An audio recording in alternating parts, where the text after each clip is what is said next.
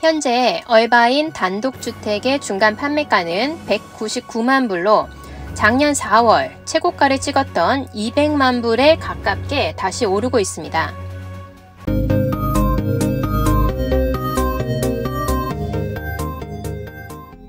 저는 캘리포니아 리얼터 협회에 소속되어 있지만 또 오렌지 카운티 리얼터 협회에도 소속되어 있기 때문에 이곳에서 제공하는 많은 부동산 정보를 받아보고 있는데요.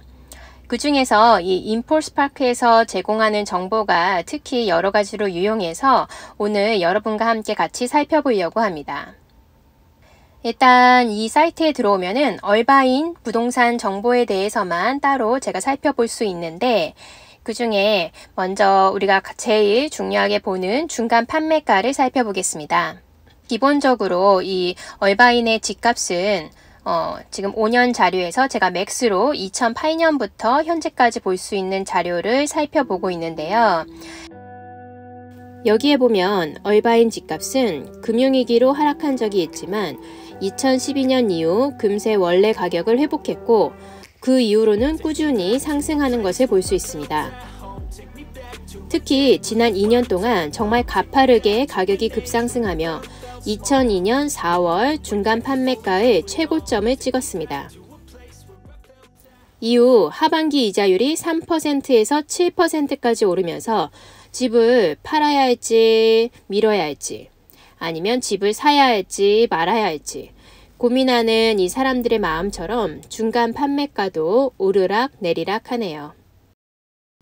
다만 시간이 흐를수록 가격의 오르고 내리는 폭이 줄어들었고 며칠 전 새로 나온 2월 통계 자료를 보니 결국 가격은 다시 상승세를 타고 있습니다.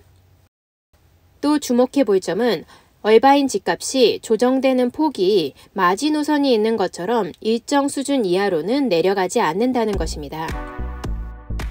그래서 저희 사무실 리얼터들은 얼바인은 리세션 프루프이라는 말을 하는데요. 우리 사회에 어떤 경제적 타격이 와도 얼바인 부동산 시장은 일정 이상 흔들리지 않는다는 것입니다. 이는 오렌지 카운티의 주변 도시들과 비교해봐도 다른 것을 볼 수 있는데 잠시 뒤에 비교해 드릴 테니 놓치지 마세요. 이번엔 얼바인에서 집이 판매될 때까지 걸리는 기간인 데이스 온 마켓을 살펴보겠습니다. 2021년과 2022년은 집을 내놓기만 하면 오퍼가 20개, 30개씩 들어오면서 집이 팔리던 때라서 판매 기간이 보통 7일에서 8일 정도입니다.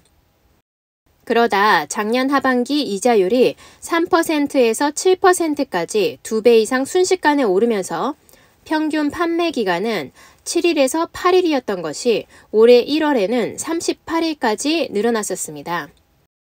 그러나 2월 자료를 살펴보니 갑자기 21일로 확 줄어들었는데 왜 그럴까요?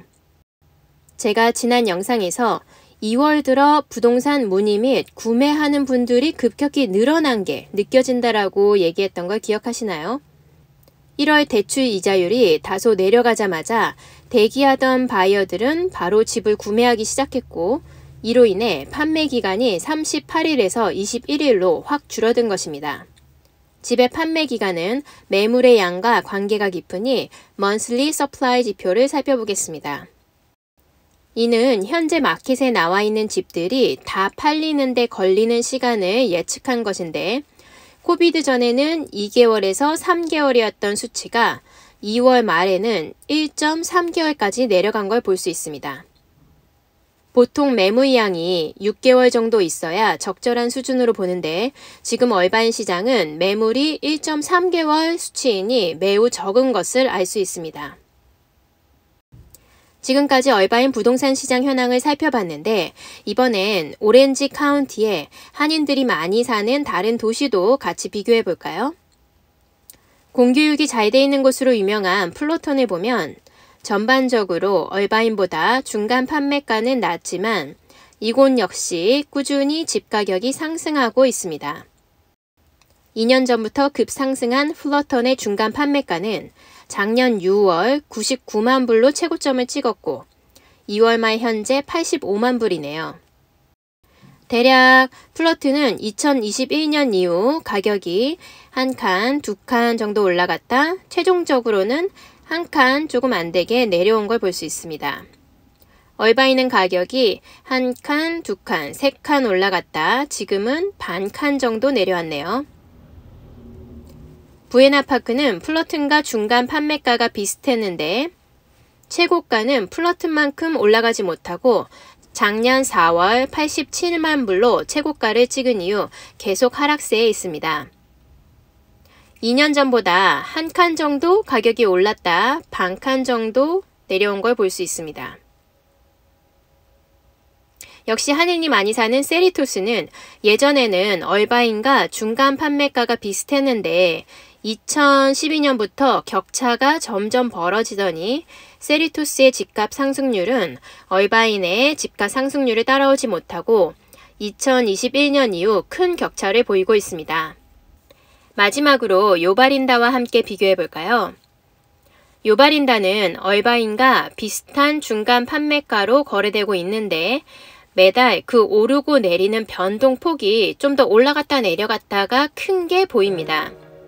신기하게도 2021년 1월 중간 판매가는 두 도시 다 90만 불에서 시작했네요. 이후 요바린다는 작년 4월 130만 불로 최고가를 찍은 이후 현재 20만 불이 내렸고 얼바인은 지난 4월 143만 불에서 10만 불 내렸습니다.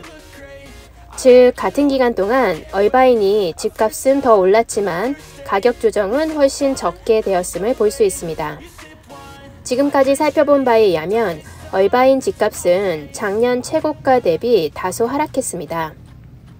그런데 얼바인 안에서도 콘도나 타운홈이 아닌 단독주택만의 가격 변화는 어떨까요? 놀랍게도 단독주택의 중간 판매가는 2월 말 199만 불로 작년 4월 최고가인 200만 불과 1만 불밖에 차이가 안 날 만큼 다시 가격이 올랐습니다.